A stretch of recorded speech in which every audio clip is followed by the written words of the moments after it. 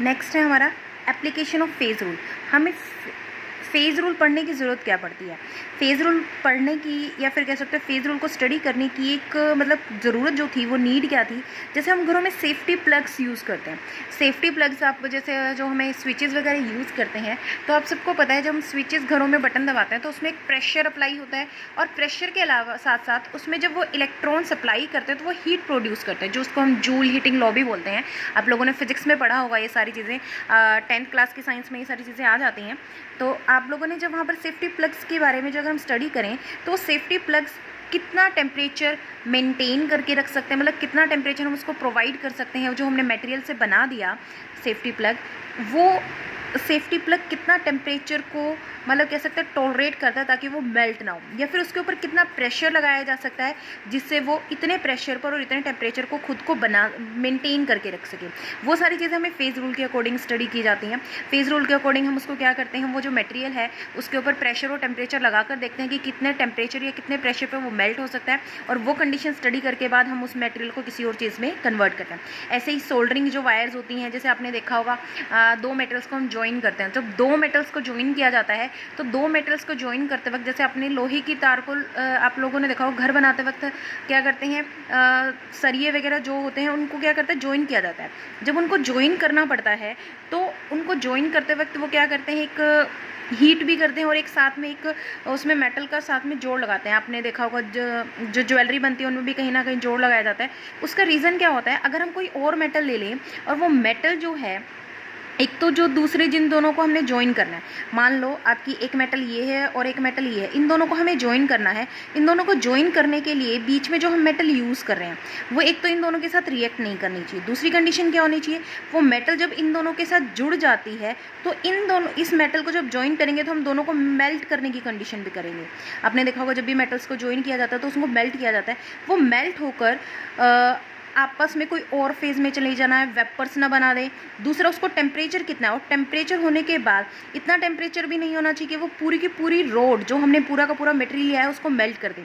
तो ये सारी जो कंडीशंस थी वो सोल्डर में बोला जाता है, वो हमने स्टडी की थी।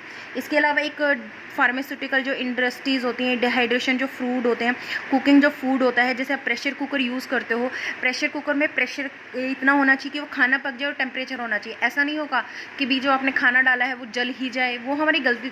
जैसे आप प्रेशर कुकर में खाना बनाते हो तो प्रेशर कुकर में खाना बनाते वक्त वो एक प्रेशर को मेंटेन करके रखता है और हम हीट देते हैं उसको, तो वो हीट और प्रेशर का एक पर्टिकुलर मेंटेनेंस होना बहुत ज़रूरी है। अगर दोनों में से किसी की एक मेंटेनेंस में प्रॉब्लम आती है, जैसे आप क्या करते हो घर में ओवर हीटिंग कर देते हो तो वो चीज़ें जल जाती हैं, तो उन चीज़ों से बचने के लिए कि भी ऐसा चीज़ ना हो, तो वो सारी की सारी study application of phase rule में आती है। फेज़ रूल की एडवांटेजेस क्या थी, मतलब इसने हमें क्या क्या चीज़ें बताई। तो फेज़ रूल की एडवांटेजेस क्या है कि हमें सिंपल मेथड प्रोवाइड करता है इक्विलिब्रियम का। जैसे हमारी जो सिस्टम है उसके स्टेट्स में इक्विलिब्रियम कब सेटअप होगा और कैसे उस इक्विलिब्रियम को हम क्लासीफाई कर सकते हैं, इसके बारे में हमें क्या करता है, एक्सप्लेनेशन देता है। दूसरा, केमिकल और फिजिकल इक्विलिब्रिया कहाँ कहाँ अप्लाई किया जा सकता है उसके बारे में इंफॉर्मेशन देता है। तीसरी चीज़, मैक्रोस्कोपिक सिस्टम पर एप्लीकेबल होता है। ज़रूरी नहीं है कि उसको रिक्वायर करने के लिए चाहे इन्फॉर्मेशन जो है वो मॉलिक्यूलर और माइक्रो स्ट्रक्चर्स को स्टडी करने की ज़रूरत नहीं है। जैसे हमें बड़ी मेटल ले ली, एक मेटल के पार्टिकल को लेकर स्टडी करने की ज़रूरत नहीं है। हम पूरी की पूरी मेटल की मतलब क्या कर सकते हो, इतने पार्टिकल्स को लेकर आप मतलब 1 ग्राम मेटल को लेकर या फिर 1 किलो मेटल को लेकर स्टडी कर सकते हो, वो सेम आएंगी, वो डिफरेंट नहीं होंगी। अगर हम माइक्रो पार्टिकल्स कहीं निकालना, हमारे लिए आप सबको पता है कि माइक्रो पार्टिकल्स को फाइंड आउट करने के लिए बहुत ज़्यादा क्या कहते हैं हमें ज़रूरत पड़ती है चीज़ों की। इकोनॉमिकली नहीं होता वो, उनको माइक्रो पार्टिकल्स किसी चीज़ में से निकालने के लिए हमें बहुत ज़्यादा एफर्ट करने पड़ते हैं। लेकिन अगर हमारे पास कोई चीज़ मैक्रोस्कोपिक सिस्टम पे है तो हम उसको आसानी से फाइंड आउट कर सकते हैं। तो उन सब चीज़ों पे ये मैक्रोस्कोपिक पे लेवल पर भी काम करता है। दूसरा कि जो सिस्टम्स हैं वो ये भी बताता है कि अगर डिग्री ऑफ फ्रीडम सेम है उनका, तो वो डिफरेंट सिस्टम भी सिमिलरली बिहेव करते हैं। जैसे किसी की डिग्री ऑफ फ्रीडम सही सेम है, यूनिवेरिएंट आ रहा है, और दूसरे का भी, और उनको हमने कंडीशन सेम दे दी। दो सिस्टम है आपके पास, दोनों की डिग्री ऑफ फ्रीडम सेम आ रही है और उनको कंडीशन सेम प्रोवाइड किया, तो वो सारा का सारा बिहेवियर उनका क्या होगा, सेम होगा। तो ये डिग्री ऑफ फ्रीडम के थ्रू हमें पता चलता है। तीसरी चीज़ फेज़ रूल के अकॉर्डिंग क्या है कि इन सबको फाइंड आउट करने के लिए हमें क्या चीज़ें पता होनी चाहिए। एक तो ये कि जो इक्विलिब्रिया है वो बीच के ऊपर सेट है। ये कुछ कंडीशंस हैं इसके लिए। कंडीशंस क्या है कि एक तो इक्विलिब्रिया सब्सटेंस के बीच में सेटअप होना बहुत ज़रूरी है। दूसरा, सब्सटेंस एक फॉर्म से दूसरी फॉर्म में चेंज होना जरूरी है, यानी कि एक फेज से दूसरे फेज में जाना जरूरी है। यानी कि सॉलिड है तो लिक्विड में चेंज होना जरूरी है, लिक्विड है तो सॉलिड में चेंज होना जरूरी है। अगर उनके बीच में सॉलिड और लिक्विड के बीच का ट्रांजिशन नहीं है तो हम उसको स्टडी नहीं कर सकते। इसके अलावा कुछ सब्सटेंसेस का डिसअपीयरेंस जो हुआ है वो भी हम कैलकुलेट कर सकते हैं, भी कितने टेम्परेचर पे कौन सा सब्सटेंस डिसअपीयर हो जाएगा जो हमें नहीं दिखाई देगा, जैसे हमें फेज नहीं दिखाई देना, वो यूनिफॉर्मिटी आ जाती है, वो भी हम इसके थ्रू पता लगा सकते हैं। लिमिटेशंस क्या है फेज़ रूल की? फेज़ रूल की लिमिटेशन क्या है कि हम उन्हीं चीज़ों के बारे में या फिर उन्हीं सिस्टम को ही स्टडी कर सकते हैं जिन पर इक्विलिब्रियम हो। अगर उनके ऊपर इक्विलिब्रियम नहीं है तो हम उसको स्टडी नहीं कर सकते। दूसरा कि डिग्री ऑफ फ्रीडम जो अलाउंस है वो प्रेशर, टेम्परेचर और कंसंट्रेशन को ही स्टडी करता है। अगर हमारे वहाँ पर प्रेशर, टेम्परेचर और कंसंट्रेशन के बीच को स्टडी नहीं किया जा सकता तो प्रॉब्लम हो जाती है। इन तीनों को वेरिएबल्स के बारे में स्टडी करता है, इन तीनों के अलावा अगर कोई वेरिएबल है तो वो उसके बारे में स्टडी नहीं करता।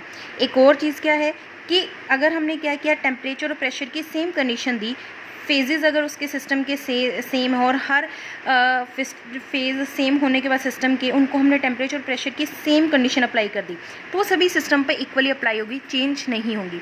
और no phases rather than their amount, मतलब हम क्या करते हैं, नंबर ऑफ फेजेस ही काउंट कर सकते हैं, उनका अमाउंट नहीं। मतलब हमें ये नहीं मैटर करना है कि भी कितने उसमें पार्टिकल्स प्रेजेंट हैं या फिर कितना है, हमें सिर्फ ये देखना है कि उसमें फेज़ कितने हैं, मतलब वो गैसियस फेज़ में, लिक्विड फेज़ में, गैसियस फेज़ में मॉलिक्यूल कितने हैं, हमें उससे कोई मतलब नहीं है, हमें सिर्फ ये देखना है कि उसका फेज़ कैसा है।